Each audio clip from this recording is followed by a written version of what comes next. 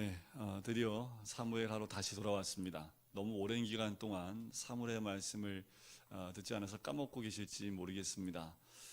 사무엘 오늘 14장 말씀을 다 볼 텐데요. 먼저 13장 말씀엔 무슨 내용이 있었을까요? 13장에서는 압살롬이 그 다말 때문에 그 배다른 형이었던 그 암논을 죽이는 사건이 있었습니다. 암논을 죽이고 도망을 가지요. 그리고 그 집안에서의 그 복수가 일어난 다음에 일찍이 나단에게 통고했던 그 다윗에게 통고했던 그 예언처럼 이루어지고 있고 전개되는 그 모습을 우리는 확인하게 됩니다. 다윗도 아마 상상하지 못한 이 일들이 일어난 것을 이 다윗은 보고 있지요. 압살롬이 그술 땅으로 도망갑니다. 3년 동안 그 땅에 도망가 있는 모습이 13장 맨 마지막 절에 등장을 합니다. 3년 동안 도망쳐 있는 그 아들을 보면서 아버지가 아들을 3년 동안 보지 못하는 그 아쉬움과 또한 마음의 아픔과 괴로움이 있지요. 연민이라는 것이 그 다윗 마음에 들어오는 것을 누가 정확하게 알고 있냐 하면 요압이 그것을 정확하게 읽어냅니다. 안타까운 것은 다윗이 바세바를 범한 이후에 기도하는 장면이 많이 등장하지 않아요. 나단 선지자의 말을 듣기도 하지만 하나님 앞에 엎드리는 다윗의 모습을 볼 수가 없습니다. 오늘 본문 가운데에도 동일하게 다윗은 압살롬에 대한 부분을 하나님 앞에 아뢰거나 기도하는 모습이 전혀 등장하지 않습니다. 범죄한 이후에 다윗에게 상실되어진 것이 있다면 아마도 죄의 여파일 수 있지만 하나님과의 어느 정도의 소통이나 또한 그 하나님께 나가는 그 모습들이 단절되어져 있는 모습이 아닌가라는 생각이 듭니다. 오히려 주변에서 다윗으로 하여금 하나님을 다시 기억나게 하게끔 하는 사건들과 여러 가지 이야기들로 다윗을 하나님께로 인도하는 모습을 또 보게 됩니다. 다윗이 상실했던 그 모습들, 원래 그 모습, 다윗이 왕이 되기 전에 고난 가운데 있을 때 하나님을 찾았던 그 모습이 회복되어야 될 텐데 죄라는 것이 한번 다윗의 마음을 흔들고 나니까 그의 삶의 패턴이 다 깨어져 버렸다라는 거지요. 정말 무서운 것은 죄가 들어오면 우리의 신앙의 패턴이 깨진다라는 겁니다. 우리의 신앙의 모습들이 흔들린다라는 거지요. 한번 신앙의 모습이 흔들리면 다시 되돌리기가 굉장히 어렵습니다. 정말 결단하지 않고서는 다시 그 상태로 돌아간다는 것이 결코 쉽지가 않아요.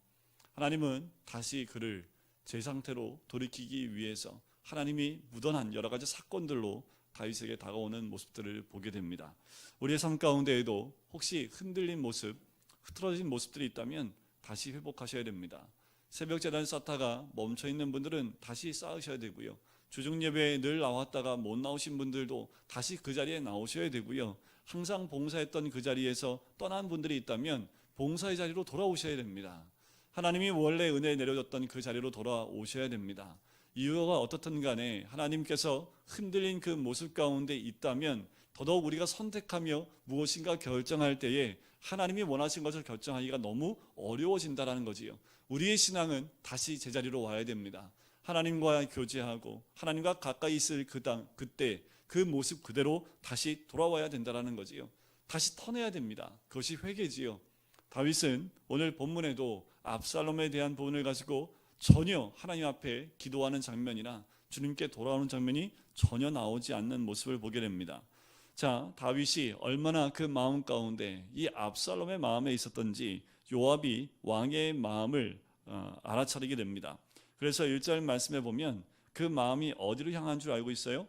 압살롬에게 향하는 줄 알고라는 거지요. 요압은 다윗의 마음을 잘 살피던 사람입니다. 어찌 보면 다윗의 돌격대장 역할을 했던 사람이 이 요압입니다. 아버지 다윗의 마음을 알아차렸다는 거지요. 다윗의 마음에 아들을 향한 그리움이 있는 것을 알게 됩니다. 그런데 문제는 뭐냐면 다윗 마음 가운데 자녀에 대한 그리움이 있고 사랑이 있지만 또 한 가지는 그 죄에 대한 공의적인 마음이 이 다윗 마음 가운데 함께 공존하고 있다는 거지요.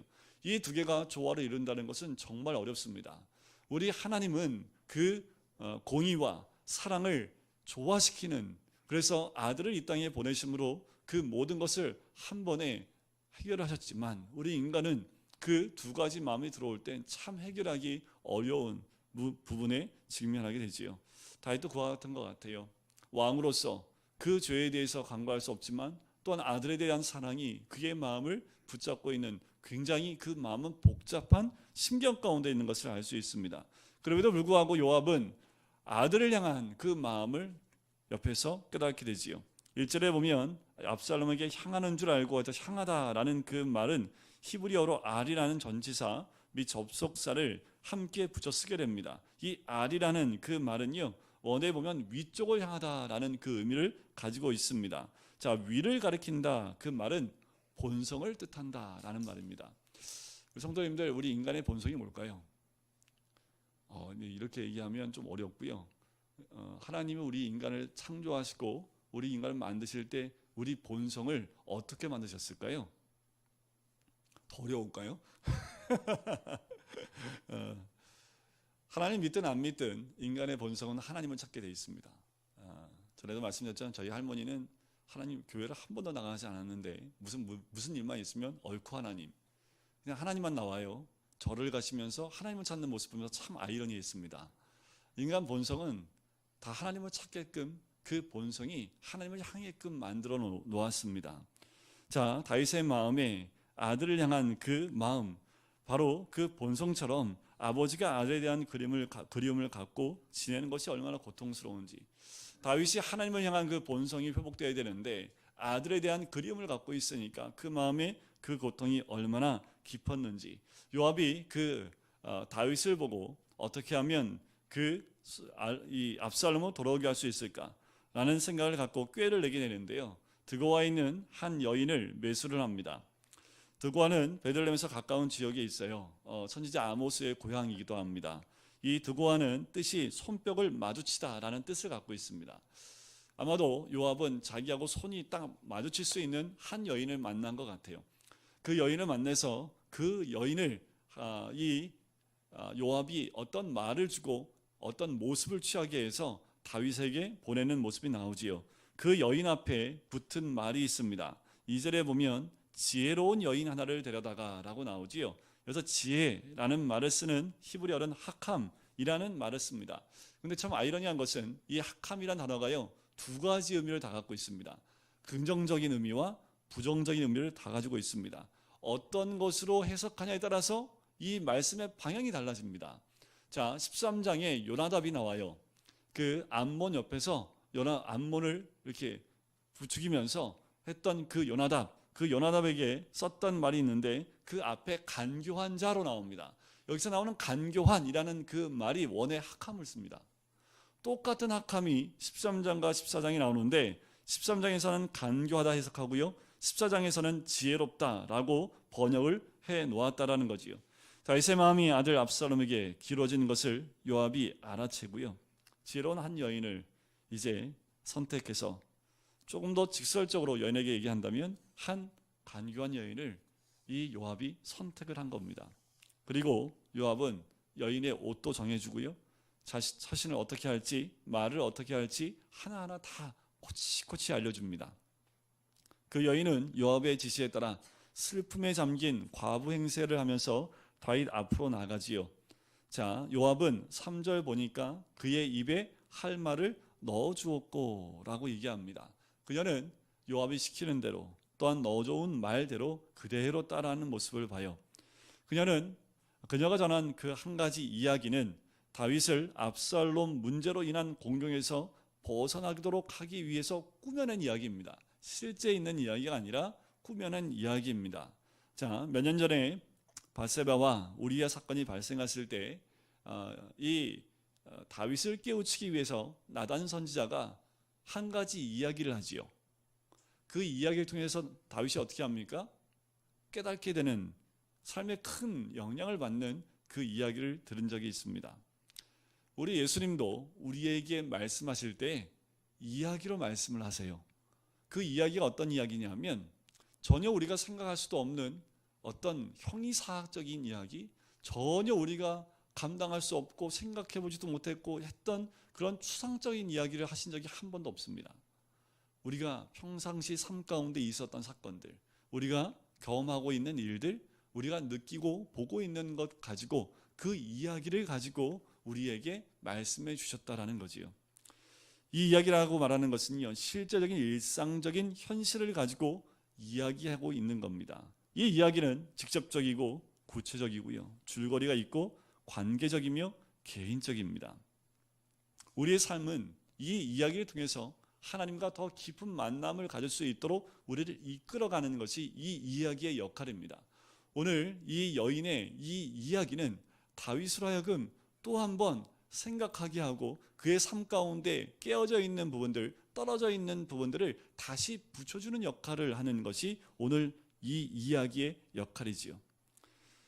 어떻게 보면 우리가 떨어져 있거나 하나님에 대해서 잘 알지 못하는 그 부분을 다시 한번 깨닫게 하는 중요한 역할을 하는 것이 이 이야기입니다. 이것이 하나님의 말씀의 대부분이라는 거지요. 성경 말씀의 대부분이 이런 이야기로 기록되어져 있습니다. 다윗은 그의 삶의 가장 중요한 것과 접촉이 끊어져 있는 상태지요. 왜요? 아들에 대한 사랑과 또 그 아들의 범한 그 죄에 대한 그 부분들, 정의, 공의에 대한 부분들이 지금 뒤엉켜 범벅이 되어 있습니다.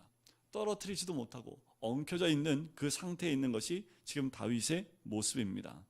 압살롬은 도피 생활에 갇혀 있지요.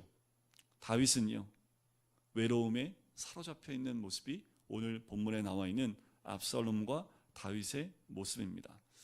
요압은 이것을 바로잡기 위해서 한 가지 이야기를 하는 거지요. 들어와 지혜로운 여인이 두 아들에 대한 이야기를 합니다. 좀 전에 같이 읽었으니까 대충 아시겠지요. 아들 하나가 아들을 죽여요. 이제 아들 하나밖에 없는데 그 살인죄를 범한 그 아들을 내놓으라는 거지요. 그리고 그 살인에 대한 죄값을 치러서 죽여야 된다라고 얘기를 합니다. 그리고 그 씨가 마르게 해야 된다라고 이야기를 하는 거지요. 그 여자에게는 뭐밖에 없습니까? 그녀에게 남은 것은 숯불 하나밖에 없는데 그 숯불마저 끄려고 합니다 라고 7절에 이야기하는 거지요. 그녀는 공의를 외치는 사람들, 주장과 남아있는 숯불로 표현되는 아들과의 관계를 위한 자신의 필요 사이에 갈등하는 그 모습을 표현하고 있는 겁니다. 그녀의 이야기에 다윗은 감동을 하지요. 공의로부터 그 아들을 보호해 주겠다라고 약속을 덜컹합니다. 내 아들의 머리카락 하나도 땅에 떨어지지 아니하리라 라고 11절에 이야기를 하지요. 아버지로서 아들 압살롬을 그리워하는 마음과 왕으로서 자기 형을 죽인 압살롬을 처벌해야 하는 임무가 갈등을 빚고 있는 것을 이 다윗은 이 사건을 통해서 조금씩 발견하기 시작을 합니다. 그런데 방금 다윗 자신도 모르게 뭐라고 판결을 내립니까? 뭐라고 판결을 내려요? 압살롬을 살인자가 아니라 아들로서 집으로 데려와야겠다라고 스스로가 이미 판결을 내려버렸다라는 거지요. 그러자 그 지혜로운 여인이 다윗으로 하여금 알아듣게 말을 합니다. 자, 13절 말씀 한번 보실까요? 13절 말씀을 한번 같이 읽어보도록 하겠습니다. 시작. 여인이 이르되 그러면 어찌하여 왕께서 하나님의 백성에게 대하여 이 같은 생각을 하셨나이까? 이 말씀을 하심으로 왕께서 죄 있는 사람같이 되심은 그 내쫓긴 자를 왕께서 집으로 돌아오게 하지 아니하심이니이다. 다윗이 이거 딱 눈치가 이제 챘지요. 이 이야기는 어느 정도 다윗의 상황과 맞춰진 이야기 같습니다. 그래서 다윗이 여인에게 묻습니다. 아무도 의심이 가니까. 근데 의심 갈 사람은 누구밖에 없어요? 요압밖에 없지요. 그래서 여인한테 묻습니다. 그때 여인이 순수하게 얘기를 합니다. 시인을 해요. 이쯤에서 이 이야기는 역할을 다했습니다. 이 이야기 통해서 다윗에게 무엇인가 주려는 메시지의 역할을 다한 거지요.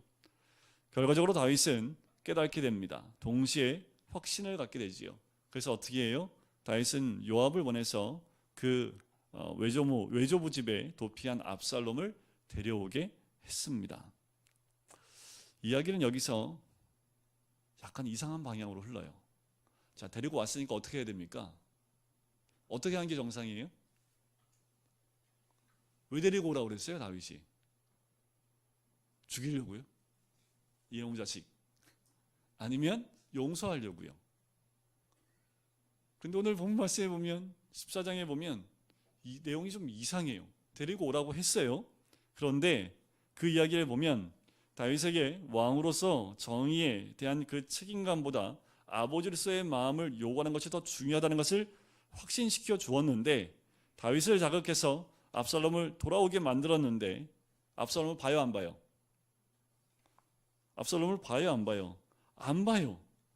만나려 하지도 않습니다. 자기 앞에 나타난 것도 허락하지 않습니다. 압살롬에 대한 그리움, 요압이 그것을 이용해서 이야기를 꾸몄는데 압살롬은 집으로 데려오기는 했는데 그 그리움이 회복으로 연결되어지지 않는다라는 거지. 이게 이상한 겁니다. 이상한 방향으로 이야기가 삐딱하게 나가는 거예요. 이야기대로 나간다면 압살롬이 돌아오는 것에 대해서 다윗이 무엇인가 반응을 해야 되는데 기껏 데려오라고 해놓고 내 앞에 나타나지 말라고 합니다. 24절 한번 보실까요? 24절을 한번 뛰어넘어가서 24절을 한번 읽어보겠습니다. 시작.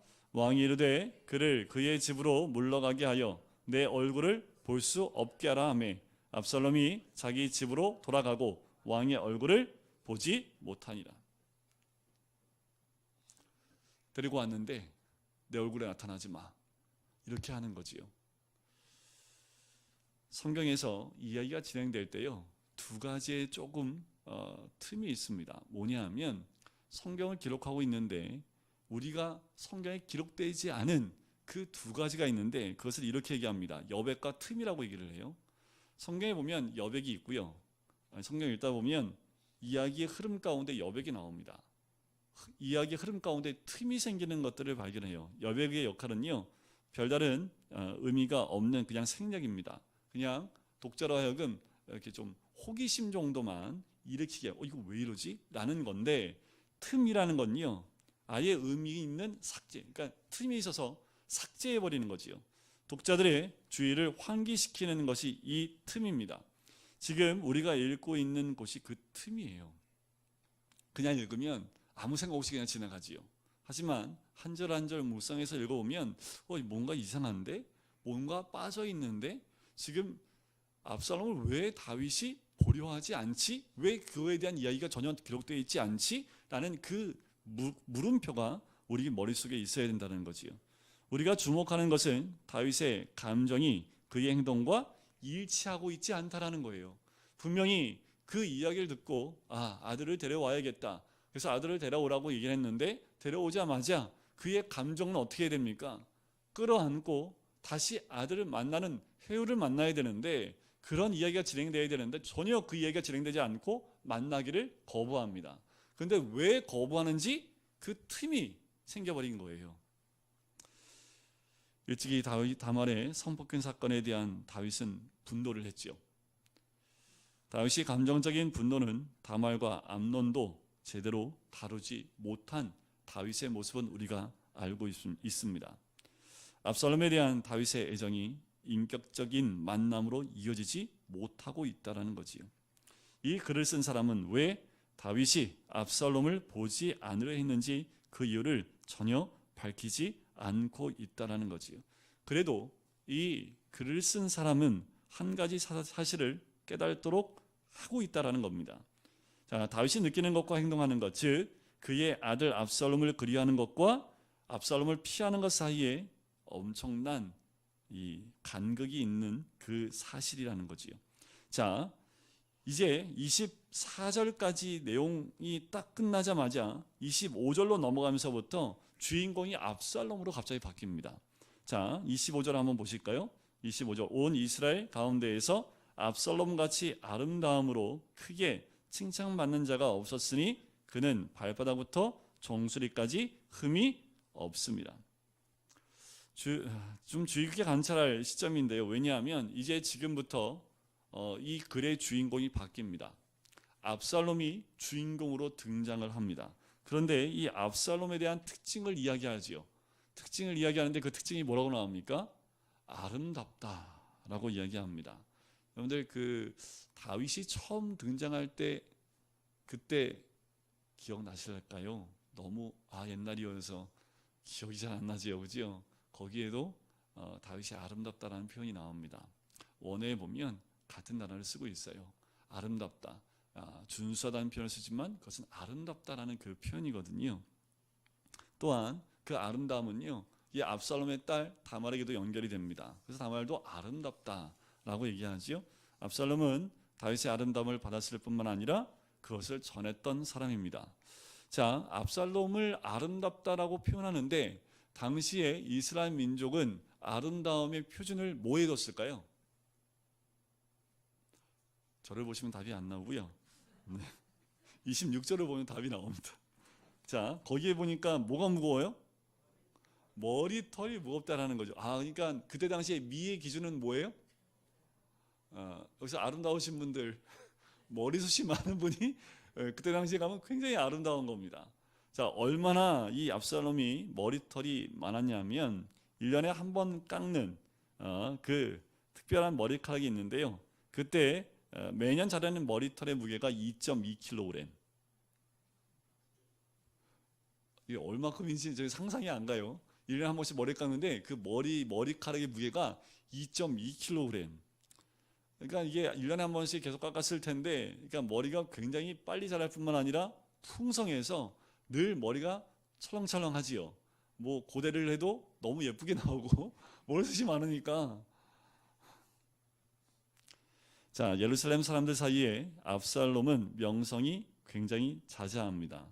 25절에 나오잖아요, 그죠? 이스라엘 가운데 압살롬의 명성이 계속 자자하게 퍼져나가고 있는데 아버지 다윗이 그를 계속해서 피하고 있는 상황이지요.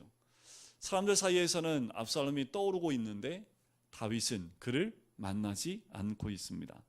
아버지를 제외하면 모든 사람이 압살롬을 사랑한다는 뜻이거든요. 다 사랑하는데 누구만은 사랑하지 않는 것 같아요? 아버지만이요. 압살롬은 아버지 다윗의 고의적으로 그리고 계속적으로 하기를 대면하지 않으려 하는 것에 어땠을까요? 처음에는 너무나 가슴이 아팠지만 점점 그 마음 가운데 짜증이 나는 거지요. 우리 10대 청소년 엄마한테 짜증 내듯이 똑같은 거지요. 그러니까 지금 압살롬이 기다리다 못해서 짜증이 난 거지요. 왜요? 지금 자기 집에 가서 몇 년 동안 못 봐요? 2년 동안 얼굴을 보지를 못합니다. 만나지도 못하고. 압살롬을 보지 않으려 함으로써 다윗은 임박한 재난을 자초하는 것을 보게 돼요. 고향으로 돌아올 수 있도록 허락하고 거주할 장소까지 다 줬습니다. 압살롬의 이름을 부르며 반기지 않았고 자기한테 오는 것을 허락하지 않았지요. 보는 것조차 허락하지 않았다라는 겁니다. 여러분들, 죄는 죄를 먹고 삽니다. 보면 지금 이 다말 사건 이후로 죄가 서로 이렇게 엉켜져 있는 것을 보게 돼요. 자, 다말을 선복해 한 죄는 암논의 살인으로 이어지지요. 자, 그것은 다시 다윗을 냉혹하게 만들었습니다. 압살롬은 죄를 지은 암논에게 죄를 짓는 것으로 받아쳤습니다. 압살롬은 살인으로 암논을 제거하지요.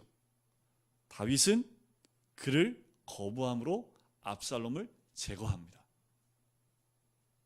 지금 가정 안에 있는 죄가 또 죄를 낳는 모습을 봐요. 다윗은 압살롬의 죄 때문에 아들 암논을 잃었고 자신의 죄 때문에 아들 압살롬을 잃어버리게 됩니다. 압살롬은 내쫓긴 상태에서 지금 화를 내고 있는 거지요. 그는 용납받길 원했습니다. 인간적인 용서의 말을 듣고 싶었던 거지요. 압살롬이 가장 원했던 것은 아버지의 사랑입니다. 그는 백성들에게 아무리 아름답다는 말을 들어도 그 아버지 다윗에게 사랑을 원했고 또 아버지의 용납하는 것을 원했던 거지요. 그에게 먹을 것도 있고 마실 것도 있고 거주할 집, 그 모든 것이 있다 하더라도 그는 살기 위해 은혜와 자비를 요구하는 겁니다. 처음에는 들어오는 것이 그저 기뻤지만 시간이 갈수록 그에게 점점 깨달아지는 것은 아버지가 자기를 만나주지 않는 것, 그에게는 아버지가 필요했지요. 그래서 잠시 생각해 봐야 될 것인데 뭐냐면, 여러분들 예수님이 하셨던 누가복음 15장에 나오는 잃어버린 아들을 찾은 아버지의 비유를 우리가 기억을 합니다. 우리는 탕자의 비유로 기억하지요. 탕자가 돌아왔을 때 아버지가 어떻게 했던가요? 그래, 너 종놈 하나 해 하고 쳐다보지도 않고 종의 한 사람처럼 그 탕자를 대했다면 탕자는 들어올 때 마음은 그랬지요. 그냥 아버지 집의 종 가운데 노예 가운데 하나로만이라도 여겨주고 밥만 먹을 수 있다면 감사하겠다라는 마음으로 돌아옵니다. 만약에 그 탕자를 그렇게 아버지가 대우했다면 탕자는 또 어땠을까요? 그런데 그 아버지는 어떻게 했습니까? 들어오자마자 저 멀리서 오는데 멀리서 오는 것 보고 아들인 줄 알고 뛰어가서 그 애를 끌어안고 입 맞추고 옷을 벗기고 새 옷으로 입히고 가락지를 끼웁니다. 가락지를 끼운다는 건 뭐예요? 그의 위치를 다시 회복시켜 준다는 거지요. 신발도 신기고요. 그것도 성에 안 차요. 그래서 마을에 있는 모든 사람들 다 불러 모읍니다. 죽었다 내 아들 살아왔다고. 그래서 모든 사람들에게 내 아들 돌아왔다는 것을 만방에 다 선포합니다. 만약에 이 다윗이 압살롬에게 이 탕자의 아버지와 같이 그렇게 했다면 이 이야기는 어떻게 바뀌었을까요? 이 이후에 사무엘하는 완전히 다른 방향으로 쓰여지지 않았을까요? 다윗이 이런 아버지였더라면 어떻게 되었을까? 여동생 다말에 대한 애정과 암논을 향한 분노와 도피 생활에서 겪은 고난을 아버지를 만나서 다 털어놓을 수만 있었다면 다시 한번 아들을 얻었을 것이고 아들 압살롬은 다시 한번 아버지를 얻었을 것입니다. 그런데 다윗은 그렇게 하지 않았어요. 오히려 아들을 무정하게 대했습니다. 우리는 다윗이 그렇게 한 이유가 뭔지 속마음을 몰라요. 아까도 말씀드렸지만 틈을 만들어 놓고 그 이유를 얘기하지 않습니다. 다윗은 자신의 행동이 압살롬에게 유익할 거라고 생각을 했을지도 모릅니다. 이놈 한번 혼나야 되는데 내가 이렇게 함으로 깨닫게 해야겠다 하는 마음으로 그렇게 할 수도 있지요. 저도 가끔 이렇게 쓰거든요. 그냥 모른 척하고 그냥 좀 이렇게 얘기를 하면 또 이렇게 쳐다보지 않으면 오히려 이제 긴장감이 막 돌잖아요. 그래서 자식이 이제 깨닫게 하려고 다윗이 과연 그랬을까? 압살롬이 살인에 대한 책임감과 고통의 무게를 느낄 때까지 벌을 주기 위한 모습으로 다윗이 만나지 않으려고 했던 건가? 그 이유는 우리가 어떤 건지 모릅니다. 다윗이 자신의 입장을 합리화하기 위해 어떤 대사를 사용하든지 그 밑바닥에는 이가 가지고 있었던 것 가운데 용서를 불가했다는 거지요. 은혜를 억제했고요. 자비를 부인하는 그런 기본적인 원칙이 이 다윗 가운데 자리 잡고 있지 않았을까라는 거예요. 다윗은 하나님께 무한정 용서받았고 하나님의 은혜가 무한정 부어졌고 하나님의 자비하심이 무한정으로 부어졌던 사람이 이 다윗인데 다윗은 압살롬에 대해서 오라고는 했지만 그에게 용서와 은혜와 자비가 없었던 아버지의 모습이 아니었을까? 이것은 다윗 생애 가운데 어쩌면 세 번째의 죄지 않을까라는 생각이 듭니다. 다윗은 그 일로 인해서 값비싼 대가를 치르게 되지요. 바사바를 간통함으로 일순간의 정욕에 사로잡혀서 한 짓도 있고요. 우리아를 죽이는 것은 죄가 드러나는 것을 막으려고 하는 왕으로서의 위치에서 했던 그 죄의 방법이었습니다. 그러나 압살롬을 외척한 것은 하나님이 자기에게 베푸신 것을 아들에게 주지 않으려고 확고하게 결심하고 거절한 것 아닐까라는 거지요. 오늘 말씀에 드러나지 않지만 나타나는 그 모습 가운데 매정한 은혜도 없고 용서도 없고 자비도 없는 그 아버지의 모습이 드러나 있는 모습입니다. 그래서 압살롬이 어떻게 합니까? 너무 답답하니까 요압을 계속 찔러요. 근데 요압이 들은 채도 안 합니다. 요압은 자기 할 일 다 했다라는 거지요. 내가 너 데리고 갔으면 됐지 뭘 더해. 그랬더니 압살롬이 어떻게 합니까? 요압의 보리밭에 불을 질러버립니다. 그래서 요압이 오게 만들어요. 그래서 요압이 와서 어떻게 이런 짓을 하냐고 얘기를 하니까 압살롬이 요압에게 얘기하지요. 나를 아버지에게로 데려가 달라라고 이야기합니다. 압살롬 지금 용서를 받으려는 것이 아니에요. 회복을 원하는 것도 아닙니다. 조건이 무엇이든 그는 아버지를 간절히 원했던 거지요. 그래서 요압한테 그 얘기를 해요. 아버지가 결정하면 사형 선고라도 받아들일 각오가 되어 있다라고 이야기를 합니다. 요압이 다윗에게 가서 아들을 받아줄 것을 요청을 해요. 그래서 그 아들을 받아들이는 모습이 나오지요. 그것이 33절입니다. 우리 33절을 같이 한번 읽어볼까요? 시작. 요압이 왕께 나아가서 그에게 아뢰매 왕이 압살롬을 부르니 그가 왕께 나아가 그 앞에서 얼굴을 땅에 대어 그에게 전하매 왕이 압살롬과 입을 맞추니라. 그런데 이게 어떤 모습일 것 같아요? 이 모습 가운데는요, 아버지와 아들의 모습이 없습니다. 의도적으로 왕이 압살롬과 입을 맞추니라 라고 되어 있습니다. 누구하고 입을 맞춰요? 아들하고 입을 맞춘 겁니까? 압살롬이란 사람과 입을 맞춘 겁니까? 끝까지 다윗은 그 아들을 데리고 와서 입을 맞추고 있지만 그 마음 가운데는 아직도 아들 압살롬이 아니라 그냥 압살롬이었다라는 거지요. 이미 때가 늦었어요. 키스를 했고 받아들여졌지만 오는데 2년이라는 시간이 걸렸습니다. 압살롬은 이미 자신의 신분을 바꿨습니다. 이제 더 이상 다윗의 아들 이상이었고 더 이상 아버지에게 받아들여지기를 간절히 바라던 아들에서 이제 벗어나 버립니다. 자기 아버지를 몰아내고 그 자리를 차지하려는 야심을 품은 다윗의 적으로 오늘 다윗을 만나게 되는 거지요. 이 이야기는 압살롬이 정확히 언제부터 자기 아버지를 제거하고 이스라엘의 왕자를 빼앗으려고 생각했는지 정확하게 나와 있지 않습니다. 이 모함은 의심할 여지 없이 의도적으로 적고 있지 않다라는 겁니다. 언제 다윗을 몰아내고 자기가 왕이 되겠다는 마음이 있었는지를 적고 있지 않다라는 거지요. 아마 압살롬이 그런 생각을 하기까지는 오랜 시간이 필요했을 겁니다. 그것이 죄가 작용하는 하나의 방법이기 때문에 그래요. 다시 말해 죄는 생각 가운데 자리 잡고 오랫동안 침묵하며 종종 알아차릴 수 없는 장복기를 보내게 됩니다. 그것이 죄입니다. 죄가 들어오자마자 바로 죄로 움직이는 것이 아니라 죄라는 마음이 들어와서 그것을 깊이 내 마음 가운데 자리 잡는 그 시간이 필요한데 그 잠복기가 지나고 난 다음에 갑작스럽게 그 죄가 튀어져 나오는 거지요. 그러고 난 다음엔 전염병처럼 주위를 삽시간의 죄로 물들어 버리는 것을 보게 됩니다. 어느 순간 이 압살롬은 오랜 시간 머물러 있으면서 조금씩 그 마음이 다윗의 아들의 신분이 아니라 다윗의 왕자를 빼앗는 적으로 그의 마음이 바뀌어져 가는 모습을 보게 됩니다. 우리의 삶 가운데 우리가 무엇을 묵상하고 있는지가 참 중요합니다. 또 우리가 받은 것을 어떻게 나눠야 되는지도 중요하고요.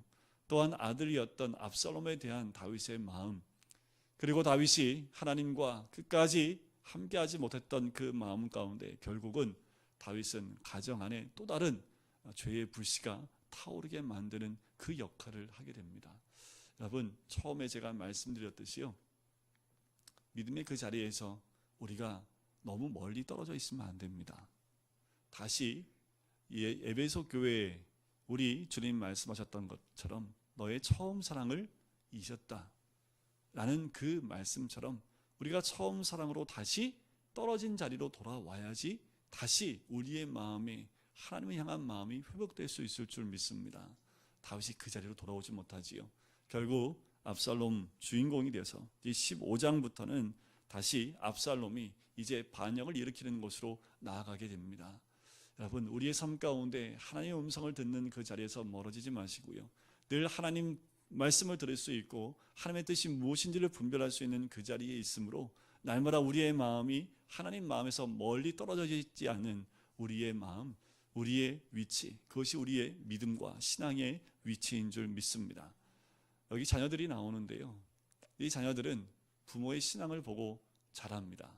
때로는 부모의 신앙을 보면서 답답해하는 경우가 있어요. 왜냐하면 이들이 부모의 신앙이 마음에 안 들어서 답답하는 것이 아니라 세상과 너무 떨어져 있는 그 모습을 보고 답답해할 수 있습니다.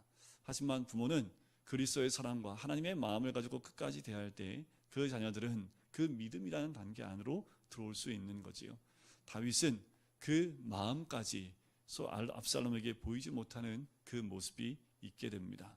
우리가 늘 믿음 가운데 그 위치에 있음을 통해서 하나님의 인도하심 받으시는 우리 모든 성도님 되시기를 주님의 이름으로 간절히 축원드립니다.